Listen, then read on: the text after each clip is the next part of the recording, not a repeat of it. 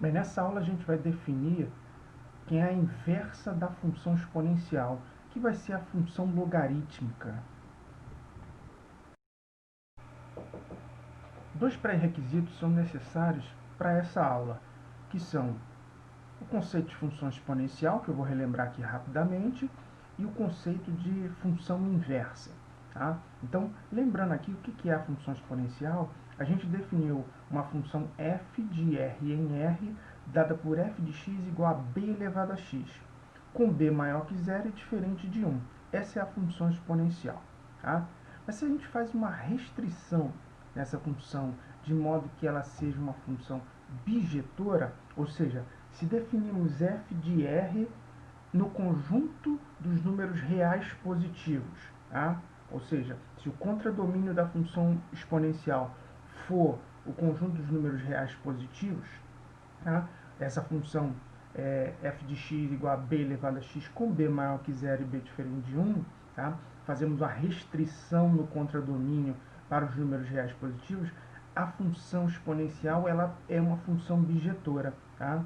E aí, nesse caso, ela admite uma inversa. E a inversa da função exponencial será a função logarítmica. Bom, então vamos à definição.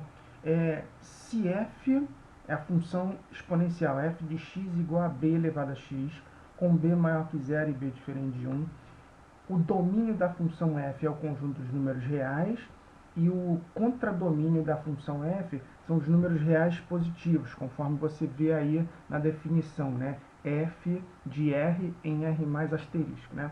Vamos definir agora uma outra função g, tá? Cujo domínio é o conjunto dos números reais e o contradomínio é o conjunto dos números reais, ou seja, a função g está definida de r mais asterisco em r, dada por g de x igual a log de x na base b, tá? Com b maior do que zero e b diferente de 1. Tá bom? Essa função g vai ser a inversa da função f. Tá? Então, qual é a ideia? Se a função f associa um elemento n a um elemento m, tá? A função g tem que fazer o caminho contrário, tem que associar esse elemento m ao elemento n de volta. Tá? Então, por meio da função exponencial, tá? Quando a gente troca o x por n, eu tenho que b elevado a n é igual àquele número m que está no contradomínio da função f. A função logarítmica tem que fazer o contrário. Eu tenho que substituir x por m e ela tem que me retornar n como resultado. Ou seja, o log de m na base b tem que ser igual a n. Bem, para auxiliar aí na compreensão dessa definição, esse estudo foi feito na aula sobre a função exponencial. A gente ficou tentando entender como é que representava graficamente a função exponencial e a gente montou uma tabela, escolhemos alguns valores para x e calculamos as suas respectivas imagens por meio da função exponencial. Então, vou pegar, por exemplo, f de x igual a 2 elevado a x, uma função exponencial. Quando eu troco x por menos 2, f de menos 2, efetuando os cálculos, vai dar 1/4. Tá? Isso significa que no gráfico da função exponencial, o ponto de coordenadas menos 2 e 1/4 está no gráfico dela. Tá? Como é que ficaria a situação para a inversa dessa função? A inversa dessa função seria a função g de x igual a log de x na base 2. Tá? E aí, essa função, bom, se a função exponencial associou o menos 2 ao 1/4, a inversa tem que fazer o caminho contrário. Ela tem que associar o número 1/4 ao número menos 2. Então, é por isso que g de 1/4, ou seja, o log de 1/4 nessa base 2, tá? Vai ser o número menos 2. Eu marquei lá em amarelo o ponto de coordenadas 1/4 e menos 2. Bom, vamos novamente. Ó. Trocando x por menos 1. Na função exponencial f, eu vou ter f de menos 1 igual a 2 elevado a menos 1, que é meio. Por isso que o ponto de coordenadas menos 1 e meio está no gráfico da função exponencial. O que o gráfico da inversa dela tem que mostrar para a gente?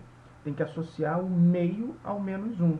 Ou seja, na função logarítmica, quando eu trocar x por meio, tá?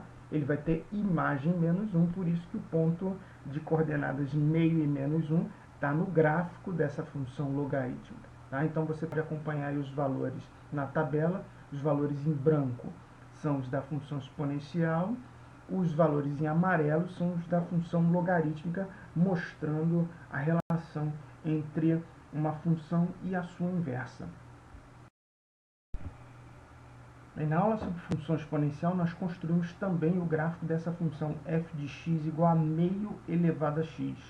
Tá? Então, aqui eu estou reproduzindo essa construção.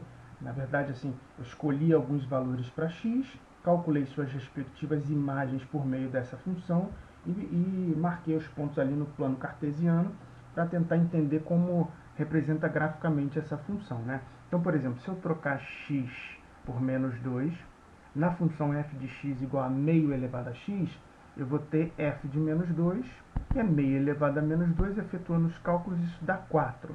Ou seja, o ponto de coordenadas menos 2 e 4 está no gráfico da função f. Esse ponto está marcado em branco ali na figura à direita. Como é que ficaria a situação para a inversa?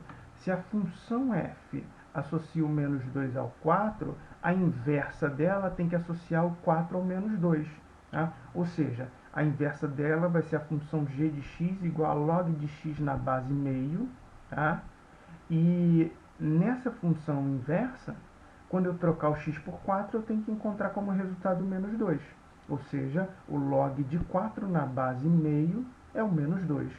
E aí eu fui lá e marquei o ponto de coordenadas 4 e menos 2 em amarelo.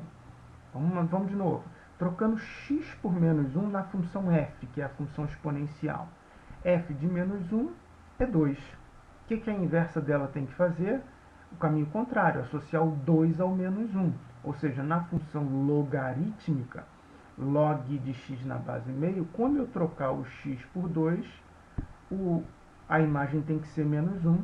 Eu fui lá e marquei em amarelo ponto de coordenadas 2 e menos 1. Então aí a tabela mostra outros valores, tanto na função exponencial quanto na função logarítmica, que é a inversa dela.